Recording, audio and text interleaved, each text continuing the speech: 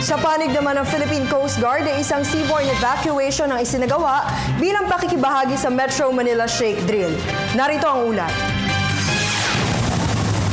Maayos na naisagawa ng Philippine Coast Guard ng seaborne evacuation nito para sa Metro Manila Shake Drill ng MMDA o ng kinatatakutang magnitude 7.2 na lindol o the Big One.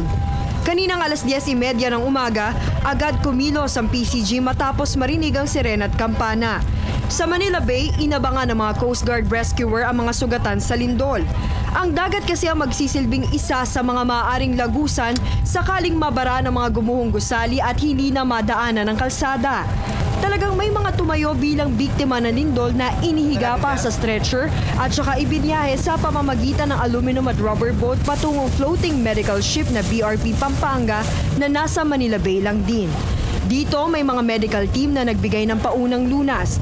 Pero kapag kailangan na ng seryosong atensyong medikal ng pasyente, dadalhin na siya sa Asiana sa Pasay at doon i-airlift ng Philippine Air Force papunta sa ibang ospital. Maganda ang nangyari doon sa drill na nakita natin at ginawa natin.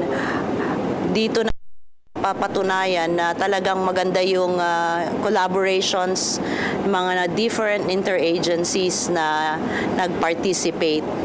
Tiniyak naman ni PCG spokesperson Commander Arman Balilo na madaragdagan pa ang kanilang medical ship at search and rescue equipment, gayong simulation pa lang naman ito.